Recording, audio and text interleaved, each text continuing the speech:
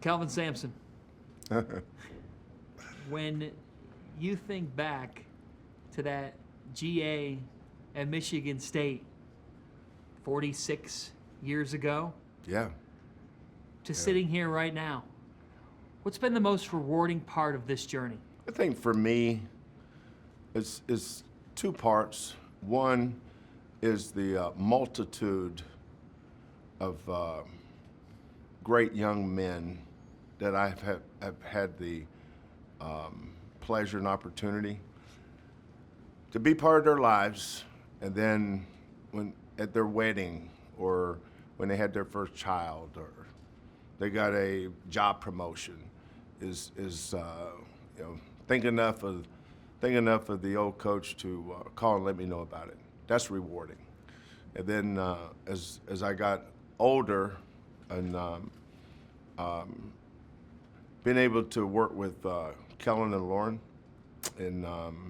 at the University of Houston and watch them find their footing and find their voice, gain respect for themselves in this business, where people look at them for who they are and not who their dad is.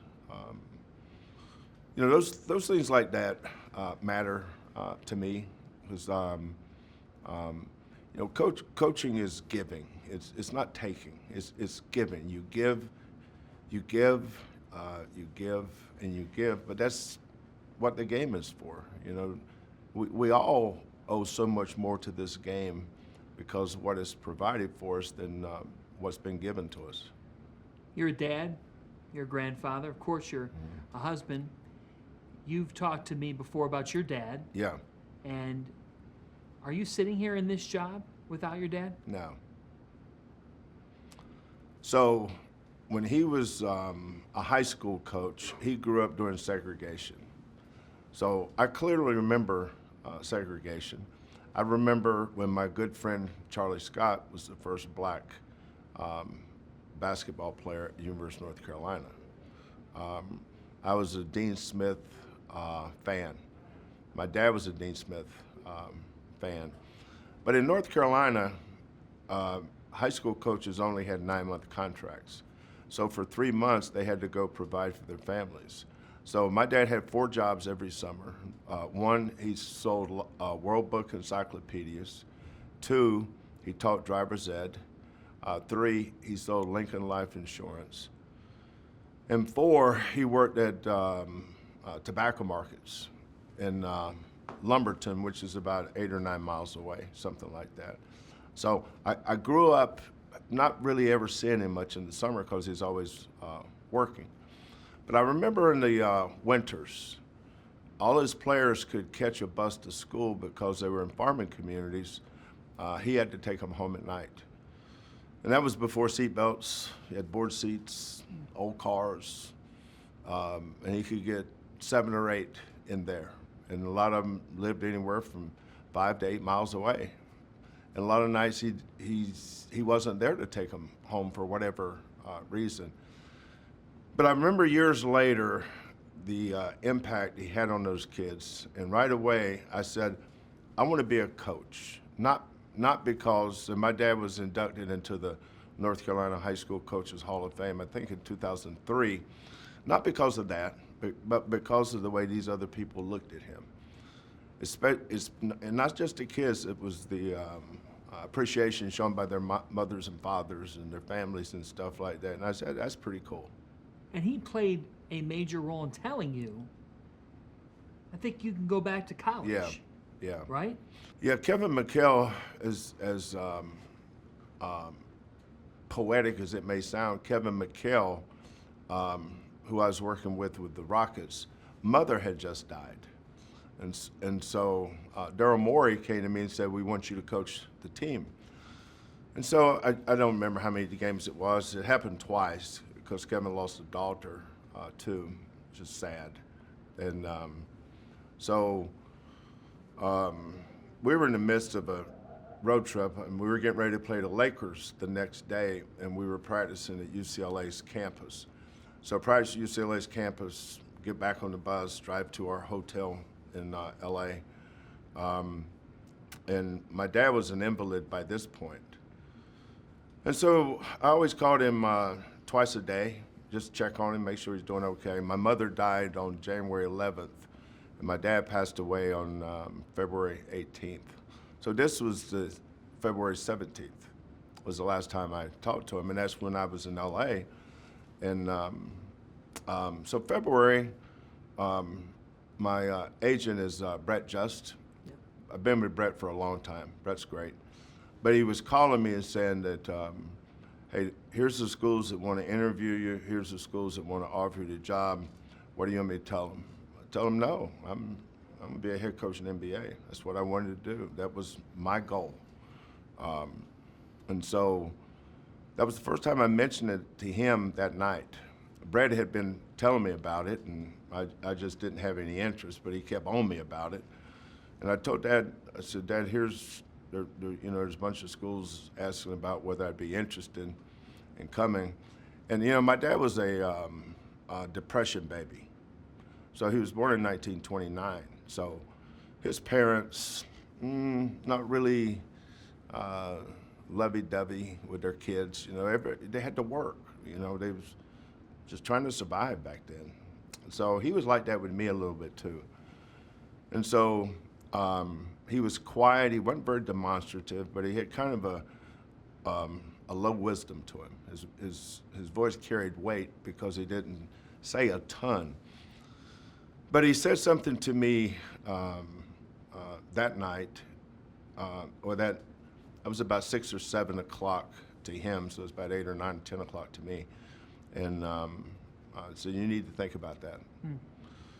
And had somebody else said it, I'd have probably got defensive because I had my chip on my shoulder about that stuff at that time. But my father said, here's an opportunity to do what I think you do best. Sounds simple, but that's what he was. He's just a simple man. But that next day, I got a call saying that he passed away.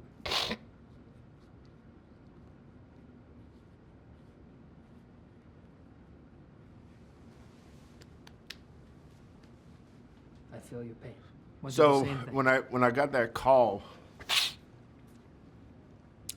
I did start thinking about it a little more then, but wasn't sure, what my future was at that point. But when the Houston job came open, Bill Worrell, really good friend of mine, he's also the voice of the Rockets. He was wearing me out on the team plane. Every time we got on the plane and fly somebody to play, he said, you got to think about Houston, got to think about Houston. Well, Kellen had just got fired at Appalachian State. Lauren was miserable in her job. Not miserable, but she wasn't happy. She wasn't doing what she wanted to do. And I remember telling my wife, I said, this might be an opportunity to get the band together again. So things worked out, but my dad's a big reason why. That band is together. How much longer would you like to keep coaching? Part of me knows that my time is near because Kellen's ready to go. I've been fortunate that I've had good health. And I don't think I'd still be coaching if it weren't for Kellen and Lauren. I don't think I would be. I talked to Izzo and Barnes and Tubby and my friends. My best friend lives not far from where we have a lake house in North Carolina. So I talked to him a lot. And the only person that talks to me about it that I really listened to was my wife Karen, and she talks about how much longer, because I do think you can stay in it too long, because I think it is a young man's game now, even though you're still capable of doing a good job, and if I didn't think I could do a good job, I would gladly walk away. I don't know what I'd do, I'd figure out what to do. I've started to think about it more here lately, but I still love practicing. I still love this time of year. I've got 3 freshmen that make it hard to go to sleep, but easy to wake up because you think of things to go help them. I've got, you see Emmanuel and Ramon and Milo's here. We've been blessed with so many high character kids, just great kids that fuels you every day, and you still feel like you can help them. And as long as I think I can help them, then I'll probably still do it. If you left this game without a national championship, how fulfilled will you still feel? So I've had 2 teams I thought was good enough to win it. 2002 team at Oklahoma, that team was good enough to win it. The other side of the bracket was Maryland and Kansas that year, and we had played them both and beat them. We'd beaten Maryland, I think in December, and we had just beaten Kansas in the Big 12 championship game. Not going to tell you what went on, but we had a tough break, and we caught a hot team that was really playing well. And when you get beat, you have to own it. No excuses, just got beat. But I thought that team could have won it. In 21, we went back to the Final Four. That team wasn't good enough to win it. Baylor was better than us. We weren't going to beat them. This year, I thought we were good enough to win it. But you know what, John? We could have lost to Purdue. We could have lost to Gonzaga. Think about the Duke game, how close we were. So winning it all, you have to be incredibly, incredibly good and lucky. We were very lucky to beat Duke. We were very lucky to beat Purdue. But we're also good enough to beat Duke, and we were good enough to beat Purdue, and we did. We were good enough to beat Florida. Now, will I take that game to my grave? No, what I'll take to my grave was having had the opportunity to win the game. That would have been awesome for a lot of people. I would have probably been more happy for so many other people that pull for me than I would myself. Because I don't need the national championship to put a period on my my career. My career started in Butte, Montana. Started as a grad assistant for Judd Heathcote in East Lansing, Michigan. And then 25-year-old coach losing 20-some games a year at Montana Tech, and same thing at Washington State.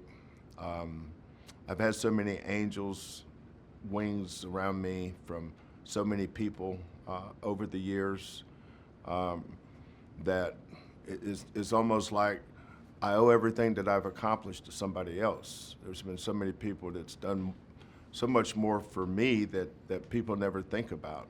And if I start naming names, I'd have to stop because there's too many to name. But I'm like every young coach, old coach. We'd all like to. That would be great. That'd be awesome.